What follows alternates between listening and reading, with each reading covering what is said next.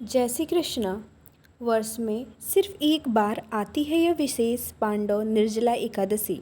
यह ऐसी एकादशी है जो सबसे अधिक पुण्य प्रदान करने वाली और मंगलमय है, जिसका नियम और श्रद्धा पूर्वक पालन करने से वर्ष की सभी एकादशी का फल स्वतः ही मिल जाता है। और इस बात का प्रमाण स्वयं कृष्ण व्यासदेव जी दे रहे हैं। निर्जला एकादशी मनुष्य के सभी पूर्व पाप कर्मों को नष्ट करती है और पुण्य का उदय करती है। कोई भी मनुष्य चाहे जितना भी दुष्ट और पापी क्यों ना हो, लेकिन अगर वह भगवान के प्रति पूर्ण शरणागति से और अन्न और जल का त्याग करके इस निर्जला एकादशी का पालन करता है तो उसका उद्धार हो जाता है, उसके सौभाग्य के द्वार खुल जाते हैं और ना सिर्फ उसके पापों का क्षय होता है अपितु उसे परम आध्यात्मिक गंतव्य की प्राप्ति भी होती है।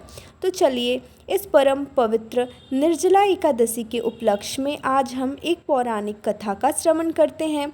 एक वाक वंश में एक बड़े ही प्रतापी राजा थे। उनका नाम था राजा रुक्मागत। उनकी एक धर्मपरायण और पतिव्रता पत्नी थी रानी संध्यावली, और इसी सुशील रानी के गर्भ से जन्म हुआ राजा रुक्मा के पुत्र धर्मांगपुर करने वाला यह पुत्र बड़ा ही विनम्र और आज्ञाकारी था। राजा रुक्मा गठन में नहीं अपितु स्वर्ग और पाताल लोक में भी फैली हुई थी। उनके महल में उन्होंने एक अत्यंत सुंदर उद्यान बनाया था। यह उद्यान अनेक रंग बिरंगे सुगंधित पुष्पों से सजा हुआ था, जहाँ पंछी की चहचहाहट और खिलखिलाते हुए झरों की मधुर ध्वनि की संगीत हमेशा फैला हुआ रहता था। उस उद्यान की विशेषता यह थी कि यहाँ स्वर्ग लोक से देवी देवता भी विहार करने आते थे। स्वर्ग की अप्सराओं का यह प्रिय स्थान था।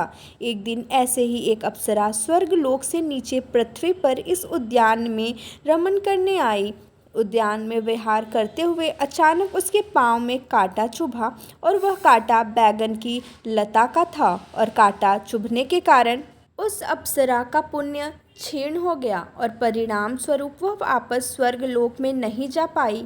अपने इस दुर्भाग्य पर रोते हुए वह संपूर्ण रात्रि उसी उद्यान में रही। प्रातःकाल जब उद्यान के मालियों ने देखा तो वहाँ एक सुंदर अप्सरा बैठी हुई थी। उसका चेहरा मलान था, उसकी सुंदरता को उसके शोक ने घेर लिया था। मालियों ने उसी क्षण राजा रुक्मा को यह सूचना दी। समाचार सुनते ही राजा स्वयं उस स्थान पर आए और उस अप्सरा को संबोधित कर कहने लगे, हे देवी, अब स्वर्ग की कोई अप्सरा प्रतीत हो रही हैं। आपके चेहरे पर शोक और चिंताओं की लकीरें स्पष्ट रूप से दिख रही हैं। कृपया आप मुझे बताइए कि मैं किस प्रकार आपकी सहायता कर सकता हूँ। राजा के उष्मापूर्ण वचनों को सुनकर उस अप्सरा ने कहा, हे राजन, मैं आपके उद्यान से आकर्षित होकर स्वर्ग से यहाँ आई थी, लेकिन दुर्भाग्यवश मेरे पैर में एक कांटा चुभ गया, जिससे मेरा पुण्य क्षीण हो गया और अब मैं वापस स्वर्ग लोक में नहीं जा पा रही हूँ।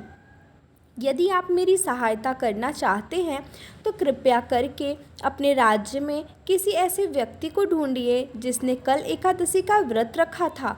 अगर ऐसा कोई व्यक्ति हाथ में जल लेकर अपनी एकादशी का फल मुझे अर्पित करेगा तो उस पुण्य फल के प्रभाव से मैं वापस स्वर्ग में जा पाऊंगी। अप्सरा की बात सुनकर राजा ने कहा, हे देवी, मेरे राज्य में एकादशी व्रत करना तो दूर, किसी ने इस व्रत के विषय में सुना भी नहीं है, इसलिए ऐसा कोई व्यक्ति मिलना असंभव है। तो अप्सरा ने कहा, यदि कोई व्यक्ति बिना जाने ही अगर कल भूखा और प्यासा रहा हो तो उससे भी आप यह एकादशी संकल्प दिलवा सकते हैं। उसी के फल से मैं वापस अपने लोक में चली जाऊंगी। यह सुनकर राजा ने अपने राज्य में ढिंढोरा पिटवा दिया कि कल के दिन में अगर कोई भी व्यक्ति अन्न और जल का त्याग कर के रहा हो तो वह शीघ्र ही राज दरबार में आए, उसे एक विशेष इनाम दिया जाएगा। यह सुनकर एक बनिए की दासी राजा के पास आ पहुंची। उसने राजा से कहा कि कल मेरे स्वामी ने बिना किसी अपराध के ही मुझे दंडित किया था, इसलिए मैं दिन रात अन्न जल का त्याग करके पूरी रात्रि जागती रही हूँ। राजा ने उस दासी का स्वागत किया, उसे एकादशी व्रत का संकल्प दिलवाया और इस व्रत के फल को प्राप्त करके अप्सरा उसी क्षण अपने स्वर्गलोक में वापस जाने के लिए तैयार हो गई। उसने राजा और उस दासी के प्रति अपनी कृतज्ञता व्यक्त की और वापस अपने लोक में चली गई।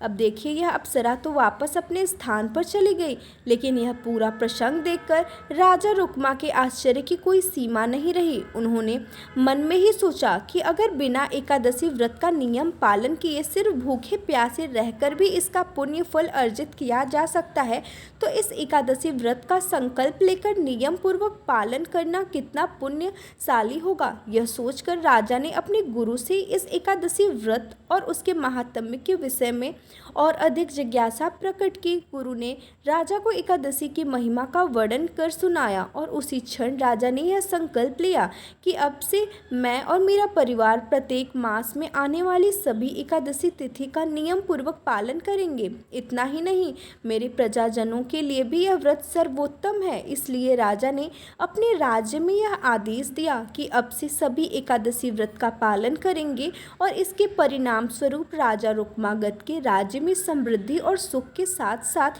भक्ति की भी वृद्धि हुई। एकादशी के महात्म्य का वर्णन करते हुए वायु पुराण में कहा गया है, एकादशी व्रत यस्त भक्तिमान कुरु ने नरः स सर्व पाप विनिर्मुक्ते स विष्णु याति मंदिर। अर्थात वह व्यक्ति जो भक्तिमय भाव से एकादशी व्रत का पालन करता है वह समस्त कठिनाइयों और पापों से मुक्त हो जाता है और शुद्ध होने पर भगवान विष्णु का धाम प्राप्त करता है। वर्ष में आने वाली प्रत्येक एकादशी तिथि इतनी ही पुण्य प्रदायिनी और मंगलमय है, लेकिन ज्येष्ठ मास के शुक्ल पक्ष में आने वाली पांडव निर्जला एकादशी इन सब में सर्वश्रेष्ठ है। इसलिए प्रत्येक मनुष्य को इसका पालन अवश्य करना चाहिए।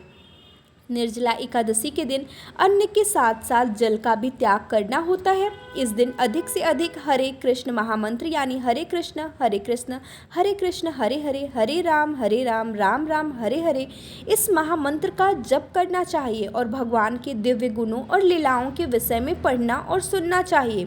निर्जला एकादशी विशेष है, इसलिए इसका पालना भी अत्यंत सावधानी पूर्वक करना होता है।